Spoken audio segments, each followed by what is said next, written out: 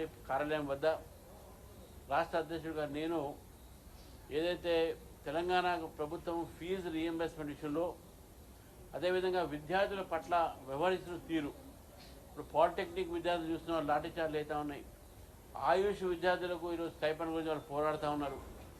ఎక్కడ చూసినా ఈరోజు తెలంగాణలో విద్యార్థులు యువకులంతా కూడా అసమర్థతతో ఉన్నారు. వాళ్ళందరూ కూడా ఏదో ఒక విషయం పైన ఆందోళన చేస్తూ ఉన్నారు.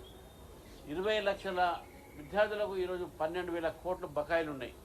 ఈ యొక్క రాష్ట్ర ప్రభుత్వం ఇవ్వాల్సి ఉంది. హైకోర్టు చివాట పెడితే మొన్న 2,000 కోట్లు మేము అడ్వాన్స్కి ఇస్తామని చెప్పారు, ఇంక ఇవ్వలేదు, ఇస్తామని చెప్పారు వచ్చే బ్యాచ్కు.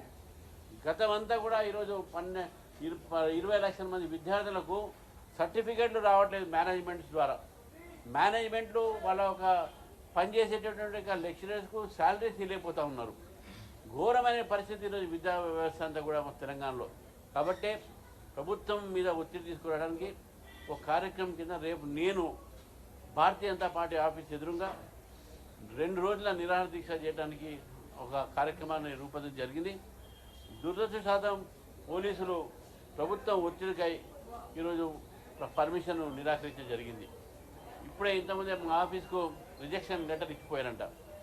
కానీ కార్యక్రమం జరుగుతుంది రోడ్డు మీద, కాకపోతే లోపల మా కార్యాలయం లోపల, మాకు పార్టీ కార్యాలయం లోపలనే మాకు ఏదైతే స్పేస్ ఉందో దాంట్లో మేము పెడతాము. పెద్ద ఎత్తున విద్యార్థులందరినీ కూడా నేను కోరుతా ఉన్నాను, ఈ యొక్క ఉద్యమంలో మీరు పాల్గొనండి. రానున్న రోజుల్లో ఈ యొక్క ఉద్యమాన్ని మేము ఇంకా ఉద్రిక్త చేస్తాం. ఈ ప్రభుత్వం ఫీజు బకాయిలు ఇచ్చే వరకు ఈ లడాయి జారీ చేస్తూనే ఉంటామని చెప్పేసి కూడా ఈ సందర్భంగా మీ అందరికీ తెలియజేస్తాం. గత ప్రభుత్వమే 12,000 కోట్లు ఆనాటి సందర్భంలో ఉన్నాయి, అందుకే ఆ వడ్డీలు ఇప్పుడు రాష్ట్ర ప్రభుత్వం ఇవ్వలేని పరిస్థితిలో ఉంది, ఇకపై నుంచి ఇస్తామనేది కూడా సీఎం చెప్పారు. అంటే ఇవ్వలేదని చెప్పండి, మనం మేము స్కీమ్ క్యాన్సిల్ చెప్పండి. మీరు ఇవ్వలేని పరిస్థితి అయితే గత ప్రభుత్వం, అందుకనంటే గత ప్రభుత్వం మంచి ప్రభుత్వం కాదు. గత ప్రభుత్వం 8,000 కోట్లు బకాయిలు పెట్టారు. ఇప్పుడు ఈ యొక్క ప్రభుత్వం కూడా ఇంకా 4,000 కోట్లు పెంచారు దాన్ని. మీరు బకాయిలు ఇవ్వడానికి ఎందుకు వెనకబడతారా? బకాయిలు ఇవ్వడంలో ఒక ఎత్తు అయితే, బకాయిలు ఇవ్వలేక విద్యార్థుల సర్టిఫికేట్ రావట్లేదు. మీరు ఏ ప్రైవేట్ కాలేజ్ దగ్గర పోయినా కూడా విద్యార్థులు వాళ్ళ తల్లిదండ్రులతోని వారు ఈరోజు వాళ్ళ కాలేజీ ముందు నించొని మా సర్టిఫికేట్ మాకు ఇవ్వండి అని చెప్పి అడుగుతూ ఉన్నారు. ఇంకా సర్టిఫికేట్ ఇవ్వట్లేదు. కొంతమంది కోర్టుకు పోతే కోర్టు డైరెక్షన్ మీద కొంతమంది సర్టిఫికేట్ ఇస్తూ ఉన్నారు. ఈ యొక్క బకాయిలు కూడా ఈరోజు నేను 2,000 కోట్లు నేను ఇస్తానని అన్నారు. అది కూడా హైకోర్టు ఆర్డర్ మీద.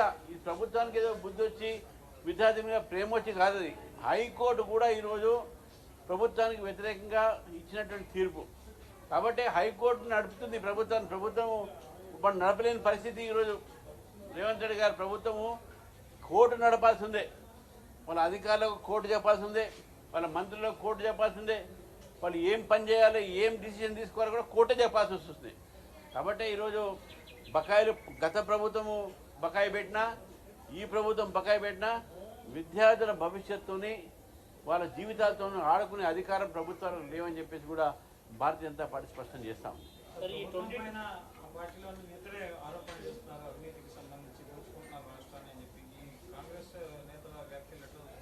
అప్పుడు కాంగ్రెస్ ఒక అవినీతికి మారిపోయారు.